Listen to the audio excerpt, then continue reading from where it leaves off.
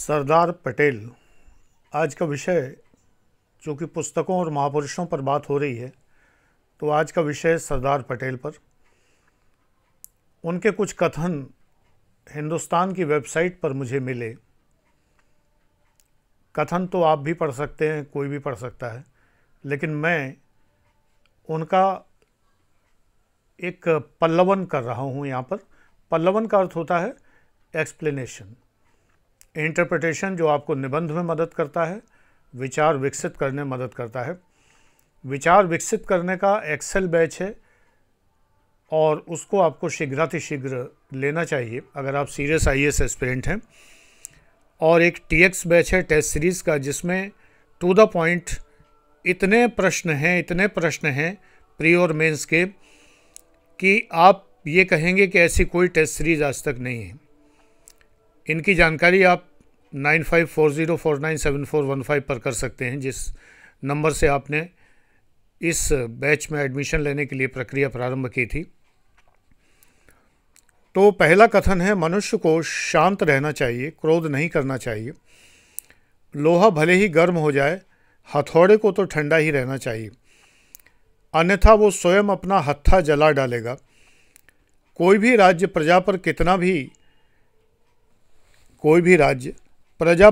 भी क्रोधित क्यों ना हो जाए, लेकिन अंत में उसे ठंडा ही रहना होगा।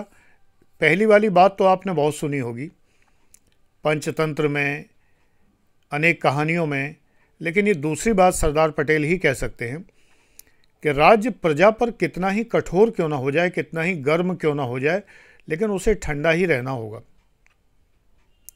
नहीं तो राज्य अपने को जला डालेगा।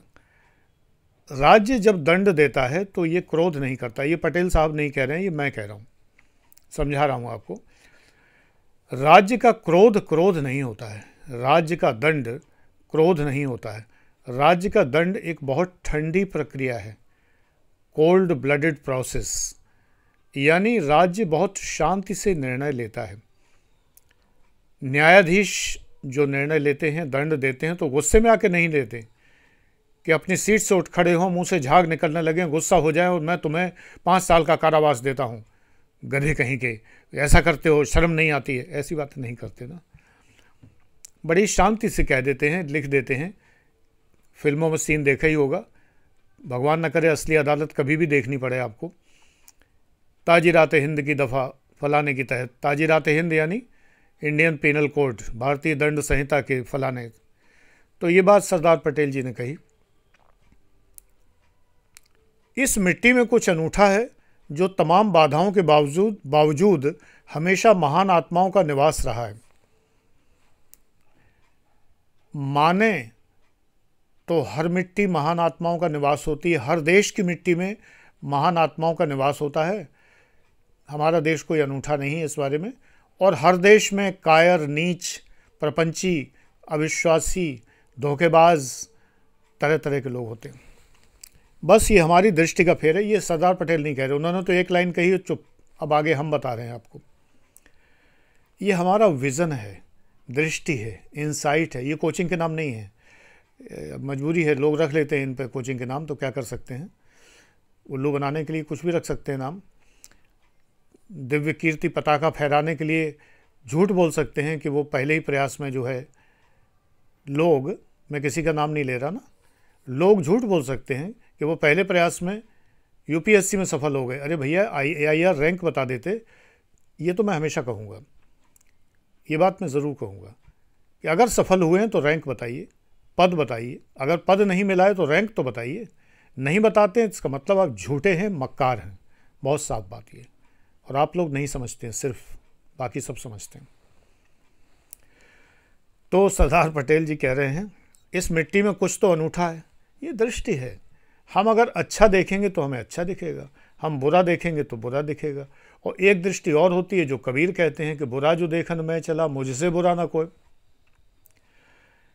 अपने ऊपर अगर दृष्टि पड़ जाए तो लगता है मुझसे बुरा तो कोई है ही नहीं। एक बार मुझसे एक बरेली का एक लड़का था, उसने बड़े जल के लिखा कि जब आप ये कहते हैं कि सर सारे लोग कोचिंग में जो पढ़ाते हैं वो 1 नंबर से फेल हैं, और आप सफल हैं, तो ऐसा लगता है पूरे हिंदुस्तान में आप ही तो अकेले ज्ञानवान हैं, बाकी सब तो मूर्ख हैं। मैंने कहा मूर्ख नहीं है, लेकिन वो फेल है, ये ध्रुव सत्य है, इसमें कोई असत्य नहीं है। रोमन सैनी को छोड़ दें या डॉक्टर विजय अग्रवाल को छोड़ दें, लेकिन ये बहुत प्रोफेशनल हो गए हैं, आपसे कभी जुड़ते नहीं हैं, व्यक्तिगत उत्तर आपको नहीं देते। मैं सदैव अपने बच्चों को बैच के अनुसार व्यक्तिगत उत्तर ज़रूर देता हूँ। जिस बैच में उत्तर अलाउड हैं, जिस बैच में मैं दिलो जान से दिल खोल कर उनके असाइनमेंट्स को चेक करता हूँ और उनको पूरी तरह से आंसर देता हूँ, ये कोई आपको कोचिंग वाला नहीं देता है। टाइप किए हुए आंसर तो आपको मिल जाएंगे, टाइप किया हुआ मिल जाएगा विश्लेषण के, आपने जो उत्तर लिखा उसमें ये कमी, ये तो दूसरे लड़के वड़के लिख दिया करते हैं जो थोड़े बहुत सीनियर हो गए हैं, पास वास कभी हुए नहीं हैं, यही जॉब दे दिया जाता है उन्हें ये आंसर लिखने का। ऐसा नहीं, मैं ऑडियो में बोलता हूँ, मेरी आवाज़ तो आप पहचानते ही हैं, कम से कम मेरी आवाज़ मेरी पहचान है। नाम गुम जाएगा, चेहरा बदल जाएगा, बूढ़ा हो जाऊँगा, रहूँ ना रहूँ, लेकिन फिर भी महका करेंगे, बादे वफा क्या क्या गाना है तो आवाज़ तो पहचानते ही हो मेरी। बात यह है कि जो मैं कहता हूँ वो सत्य है, मैं बुरा खोजता ही नहीं हूँ जो मैं ये खोजूँ कि मुझसे बुरा कोई है कि नहीं। मैं तो कबीर की बात भी नहीं मानता कि बुरा जो देखन मैं चला बुरा ना मिलिया कोई। मैं बुरा देखन चलिया ही नहीं, ना भाई मैं ना चलिया बुरा देखन, मुझे तो अच्छे लोग देखते हैं। ये तो आप लोगों को सावधान करने के लिए, आप लोग मेरे बच्चे हैं, नाती पोते हैं, इसलिए मैं आपको सावधान करने के लिए उन दुष्टों की ओर इंगित करता हूँ कि जो झूठे आचार्य बने हैं, झूठे बाबा बने हैं, जो झूठे सदगुरु बने हैं, सरासर झूठ बोलते हैं। धन कमाने वाला एक वीडियो मैंने देखा, मुझे घृणा हो गई सदगुरु से कि उसमें एक बात भी नहीं, बच्चे ये सोच के देखें, आज के समय में बच्चे परेशान हैं, कोरोना टाइम है, धन कैसे कमाएं, सदगुरु को वीडियो आ गया, चलो देखें धन कैसे कमाएं। सदगुरु ने उसमें एक बात नहीं की धन कमाने के ऊपर, एक बात नहीं की। हम लोग इटावा मजाक में कहते हैं पट्टे ने एक लाइन नहीं बोली इस बात के ऊपर, वही मैं कह रहा हूँ, ऐलानिया इस बात को कह रहा हूँ कि पट्टे ने एक बात नहीं कही धन कमाने के ऊपर। मैं कहता हूँ, सॉल्यूशन देता हूँ हमेशा, मैं हमेशा ये बात कहता हूँ कि आप कर्म करिए, आप ये कार्य करिए, आप लोगों की परवाह मत करिए। ये बातें मैं हमेशा कहता हूँ, इस चैनल का विषय नहीं है ये, लेकिन मैं ये बात कह रहा हूँ कि दृष्टि हमारी ऐसी होनी चाहिए कि हम बुरा देखन चले ही नहीं, भला देखन भी नहीं चलें। हमारी दृष्टि निरपेक्ष होनी चाहिए, ऑब्जेक्टिव होनी चाहिए। एक निबंध हो गया पूरा। निरपेक्ष दृष्टि ज़रूरी है, ऑब्जेक्टिव दृष्टि ज़रूरी है, संवेगात्मक दृष्टि ज़रूरी नहीं है। मुझे सरदार पटेल के जन्म मृत्यु नहीं बतानी थी यहाँ पर, कहाँ पैदा हुए थे, क्या लिखा उन्होंने, क्या कौन से पदों पर रहे, ये नहीं बताना था यहाँ। तो महान आत्माओं का निवास रहा है, बिल्कुल ठीक है। अगर देखें तो ये जयचंदों का भी देश रहा है। मीर जाफ़र, मीर कासिम वाले कांड देख ही चुके हो, पढ़ चुके हो इतिहास में। तमाम धूर्तों, मक्कारों, पाजियों का देश रहा है, लेकिन हम वो क्यों देखें? हम देखते हैं महान आत्माओं का देश रहा है। आजकल तो महान आत्माएं भी बदल गई हैं। कभी महात्मा गांधी कहे जाते थे, आजकल महात्मा गॉडसे कहे जाते हैं, है ना। लेकिन IAS PCS अगर करना है तो फ़िलहाल तो महात्मा अभी फ़िलहाल गांधी जी ही हैं। आगे चल के जब गॉडसे होंगे या आगे चल के जब वीर सावरकर होंगे तब आप देख लीजिएगा। फ़िलहाल ये वीडियो जो रिकॉर्ड हो रहा है ये उस काल में रिकॉर्ड हो रहा है जहाँ गांधी जी लगभग महात्मा हैं ही अभी फ़िलहाल तो। अब देखिए, सरदार पटेल दूसरी बात कह रहे हैं, आपकी अच्छाई आपके मार्ग में बाधक है। मैं ये उनके कोटेशन पहली बार पढ़ रहा हूँ, मुझे नहीं पता था कि सरदार पटेल जी के कोई कोटेशन भी होते हैं। मुझे लगा वो तो कठोर शासक थे और यही कोटेशन मिल गया तो ये निश्चित रूप से उन्हीं का होगा। आपकी अच्छाई आपके मार्ग में बाधक है, इसलिए अपने आँखों को क्रोध से लाल होने दीजिए और अन्याय का सामना मजबूत हाथों से कीजिए। बिल्कुल ठीक है, मैंने कई बार ये बात बताई है और माँ शुभ्रांगिनी की मेरी कल्पना भी इसीलिए है कि अध्ययन और विद्या शक्ति के लिए की जाती है। अधिकारी बनिए, शक्ति हासिल कीजिए और दुष्टों को उखाड़ फेंकिए। ये तो बात मैंने कई बार कही है कि विनम्रता का अर्थ कमज़ोरी नहीं होना चाहिए, होता है ना। लोग समझ लेते हैं कि विनम्रता का अर्थ कमज़ोरी है। मैंने एग्जाम्पल एक बार दिया था कि HDFC बैंक वाले कोई पॉलिसी बेच गए मुझे, अच्छी खासी महंगी पॉलिसी थी, ठीक है, मुझे अच्छी लगी, मैंने ख़रीद ली, लेकिन बाद में पता लगा कोई दूसरी दे दी उन्होंने। अब मैंने लिखा पढ़ी शुरू की तो वो समझ रहे थे, ये उस समय मैं गेरुआ पहनता था, सफ़ेद बाल थे और माला वाला पहने हुए था, उन्होंने सोचा इन्हें क्या संसार अंसार त्याग चुके हैं ये, तो इनके पैसे लूट लो। मैंने उनकी बाय नेम कंप्लेंट की और जब मैंने FIR कराने के लिए मैं थाने पहुंचा और मैंने कहा कि मैं यहाँ पर FIR कराना चाहता हूँ HDFC बैंक के मैनेजिंग डायरेक्टर के खिलाफ और इनकी कंपनी के खिलाफ, तो उनमें से किसी ने कहा कि सर आप बैठिए, अभी मैं बात करता हूँ, देखें क्या समस्या आ गई। FIR उन्होंने लिखने के पहले एक बार बुलाना उचित समझा, फिर तो पूरे HDFC बैंक के टॉप मोस्ट ऑफिसर्स तक मेरे घर गुलदस्ता लेके फूल लेके पड़े रहे बराबर कि सर, फिर उन्होंने पूरी पॉलिसी चेंज की, सब कुछ चेंज किया, सारे मैसेजेस चेंज किए, एवरीथिंग। मैंने कहा तुमने मजाक समझ रखा, मैंने गेरुआ पहन रखा तो तुमने मुझे भिखारी समझ लिया, हद हो गई। गेरुआ पहन के लोग या तो सन्यासी समझ लेते हैं या भिखारी समझ लेते हैं, मैं दोनों नहीं हूँ। सन्यासी सोच के आपने सोचा उल्लू बना दे, इन्हें तो कोई मतलब नहीं है, या आपने सोचा होगा ये अज्ञानी है, इन्हें तो कोई मतलब ही नहीं, ये क्या जाने बूढ़े बाड़े आदमी गेरुआ वेरुआ पहने, ये क्या जाने। मैंने कहा असिस्टेंट कमिश्नर रहा हूँ, भूसा भर दूंगा खाल में, बस हरामखोरों मैंने नहीं कहा, जो मेरे मन में रह गया, अंदर से बोलना चाहता था मैं। ऐसे में बिल्कुल मैं सात्विक गालियाँ भी देता रहा हूँ, ये सात्विक गाली है थोड़ी सी, मैं माताओं और बहनों तक नहीं पहुँचता क्योंकि स्त्री का सम्मान करता हूँ। लेकिन हरामखोर का मतलब होता है कि बिना कमाए पैसा खाने वाला, तो ये हरामखोरी है कि अगर कोई व्यक्ति बिना मेहनत के किसी दूसरे का धन लूट रहा है या उसको गलत तरीके से इन्वेस्ट करा रहा है, चूकना नहीं चाहिए। तो सरदार पटेल जैसे लौह पुरुष ही ये बात कह सकते हैं कि आपकी अच्छाई आपके मार्ग में बाधक है, अच्छाई को बाधक मत बनने दीजिए, ये मैं आप लोगों से कह रहा हूँ। ध्यान रखिए ये सिलेबस बैच नहीं है, नहीं कुछ लोगों को लगे कि सर आज क्या बताने लगे, ये सिलेबस बैच नहीं है, ये आपको थॉट देने का बैच है, आपको कुछ अच्छी बातें बताने का बैच है और घुमा फिरा के IAS PCS से संबंधित बातें बताने के लिए है। सिलेबस कवर करने का बैच बेटा आज की डेट में 1,80,000 का है, डिस्काउंट अगर है तो है, नहीं है तो नहीं है। और दूसरा सिलेबस वाला बैच जो है वो कम से कम 35,000 का है, बहुत फ़र्क है, 1100-1900 में और 35,000 और 1,80,000 में बहुत फ़र्क है, ठीक है ना।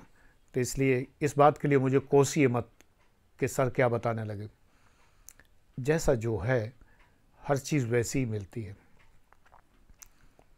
वहाँ ये सब बात नहीं होती है बिल्कुल भी। शक्ति के अभाव में विश्वास व्यर्थ है। विश्वास और शक्ति दोनों किसी महान काम को करने के लिए आवश्यक हैं, सरदार पटेल। शक्ति के अभाव में विश्वास व्यर्थ है।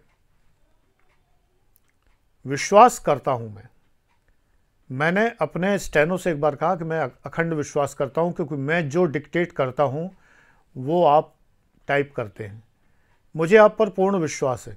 लेकिन अगर टेस्ट चेकिंग में मैंने कभी पाया कि आपने व्यापारी के अनुसार लिख दिया है फैसला, भाई मैं असेसमेंट ऑफिसर था, तो अगर व्यापारी के कहने में आकर उससे कोई धनराशि लेकर आपने फैसला बदल दिया है और मैंने विश्वास में सिग्नेचर की, करना पड़ता है, आप बहुत सरसरी निगाह से ही देख सकते हैं स्टेनो का टाइप किया, मैंने 8 पन्ने का फैसला लिखा, तो वो जजमेंट जो 8 पन्ने का मैंने लिखा है तो मैं 8 पन्ने नहीं पढ़ पाऊंगा एक एक शब्द, तो विश्वास करना पड़ता है। लेकिन शक्ति के अभाव में विश्वास व्यर्थ है। एक स्थान पर मैंने अपने स्टेनो के लिए पढ़ा, मैंने लिखा था कि फॉर्म C का लाभ नहीं दिया जा सकता, इसलिए व्यापारी ने जो 44,000 रुपये का टैक्स रिबेट क्लेम किया वो नहीं दिया जा सकता। उसने टाइप कर दिया व्यापारी से पैसे लेकर कि फॉर्म C का रिबेट अनुमन्य है, यानी दिया जा सकता है, और 44,000 समथिंग रुपये का जो रिबेट व्यापारी ने क्लेम किया वो दिया जा रहा है, ये लिख दिया। इतने में सेम लैंग्वेज जो मैंने बोली, बस नहीं का फ़र्क था, मेरी निगाह पड़ गई, मैंने सस्पेंड कर दिया उसे इमीडिएटली। और फिर मेरे रहते तो वो बहाल नहीं हुआ, 7.5 साल तो मैं देखता रहा था, 8वें साल में जाके वो बहाल हुआ है। तब तक उसकी इतनी दुर्दशा हो गई थी कि शायद बीवी बच्चे भूखों मर गए हों तो मर गए हों मेरी बला से। मैंने इसमें दया नहीं की, रियायत नहीं की, क्योंकि जब मैंने कह दिया मैं व्यापारी को लाभ नहीं दे रहा, कल को अगर ऑडिट होगा तो मैं पकड़ा जाऊँगा, मेरे बीवी बच्चे मरेंगे तो कौन जिम्मेदार होगा, स्टेनो खिलाएगा वो। मैंने उसको नहीं छोड़ा।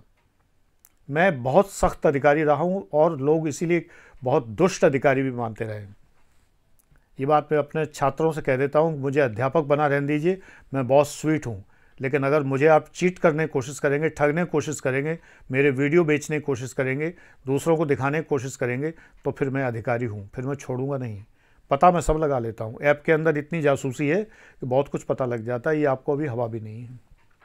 ये बात मैं बहुत साफ कह देता हूँ। एक एक चीज़ का, ये इलेक्ट्रॉनिक इंटेलिजेंस ऐसी चीज़ है कि एक एक चीज़ का हिसाब रहता है। मैं वो बूढ़ा बाढ़ा आदमी नहीं हूँ जिसे इलेक्ट्रॉनिक्स में कुछ नहीं आता। मैं इलेक्ट्रॉनिक्स जीता हूँ, इलेक्ट्रॉनिक्स खाता हूँ, इलेक्ट्रॉनिक्स पीता हूँ, इलेक्ट्रॉनिक्स में रहता हूँ। जीना मरना सब यहाँ इलेक्ट्रॉनिक्स के अंदर। मैं किसी भी बीटेक से ज़्यादा जानता हूँ, सॉफ्टवेयर इंजीनियर से ज़्यादा जानता हूँ। ये बात अलग है कि मैं उन चीज़ों को ज़्यादा हाईलाइट नहीं करता। अधिकारी न बनने दें मुझे। अगर मैं अधिकारी बन गया तो मैं बहुत ख़राब इंसान हूँ, फिर बहुत ख़राब। ये बात बहुत ध्यान रखने की सदैव, सभी को ये बात सदैव मैं सतर्क कर देता हूँ, क्योंकि इसमें नए लोग बहुत हैं इस बैच में। इसलिए मुझे ये बताना ज़रूरी है कि ऐप में 3-5 करने का प्रयास ना करें। ब्लॉक करना तो कुछ भी नहीं है, legal actions could be taken, है ना। अगर ऐप में से दूसरे वीडियोस चोरी करने का प्रयास या कहीं भी, वो सब दर्ज हो जाता है, सारा लॉग बनता है पूरा। वो लॉग मेरे पास आता है कि ये छात्र ये कर रहा है, ये कर रहा है, then I will not spare.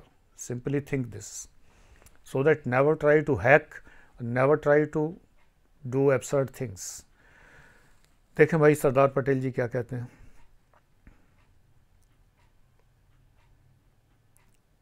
एक तरफ तो उन्होंने कहा कि मनुष्य को ठंडा रहना चाहिए, क्रोध नहीं करना चाहिए, और दूसरी तरफ कह रहे हैं कि आंखों में क्रोध को लाल से लाल होने दीजिए। एक्चुअली क्या है, अलग अलग जगहों पर अलग अलग बात कही है। एक संदर्भ में उन्होंने ये बात कही और दूसरी संदर्भ में ये बात कही है। राज्य के संदर्भ में उन्होंने ये बात कही है कि राज्य को लाल ताल नहीं होना चाहिए, राज्य को क्रोधित नहीं होना चाहिए, यानी राज्य के अधिकारियों को। मैंने किसी का टोटल सत्यानाश भी अगर किया है तो गुस्सा कभी नहीं किया। बहुत ही कोल्ड ब्लडेड सफाया, सीधे डायरेक्टली उसका करियर और उसकी दुकान, मकान, ज़मीन, जायदाद, फैक्ट्री, कंपनी तबाह कर दी है, लेकिन गुस्सा नहीं आने दिया। आइए बैठिए, चाय पीजिए। मेरी चाय इतनी ख़तरनाक थी कि लोग डरते थे, थर थर कांपते थे कि सर चाय तो नहीं ऑफर कर रहे, क्योंकि जिसको मारा है बुरी तरह से आर्थिक रूप से, कोई वैसे कोई मैं हत्यारा थोड़े हूँ, जिसको आर्थिक रूप से बर्बाद किया है, मेरे सामने वो सब तैर रहे हैं इस समय, जिनको मैंने बर्बाद किया है, दे डिज़र्व्ड इट। अब आप कहिए कानपुर में इसके इतने नोट मिले हैं, क्या इसको टैक्स डिपार्टमेंट छोड़ देगा? देशद्रोही है ये आदमी, इतने नोटों की होर्डिंग किए बैठा है। मोदी जी ने कितने कोशिश की बेचारों ने कि कितना नोटबंदी की, देखिए देखिए देखिए नोटबंदी की, हैं नोटबंदी कर डाली कि जो है कि भ्रष्टाचार दूर हो जाए, काला धन दूर हो जाए, और ये काला बाजारिया इतना धन दबाए बैठा है, शर्म नहीं आती है। प्रधानमंत्री बेचारा कितना प्रयास कर रहा है, जीएसटी लगा रहा है, नोटबंदी कर रहा है, और ये नोटों के साथ क्या कर रहा है? नोटों के पहाड़ में लेटा हुआ है आराम से। बताइए इसको कोई छोड़ देगा क्या? मैं ना छोड़ूंगा। कोल्ड रहिए, मस्त रहिए, सर काटना है काट दीजिए। आपने फिल्मों में वो देखे हैं, बड़े बड़े डॉन देखे हैं, इधर हंसते रहते हैं, इधर से गला मरोड़ देते हैं, इधर से गन उठाते हैं, सीधे पीछे मार देते हैं, डायरेक्ट खत्म, शॉट नहीं। अधिकारी बनो, मजे लो, बड़े मजे आते हैं। जो बर्बाद होने लायक है उसको बर्बाद कर देना चाहिए।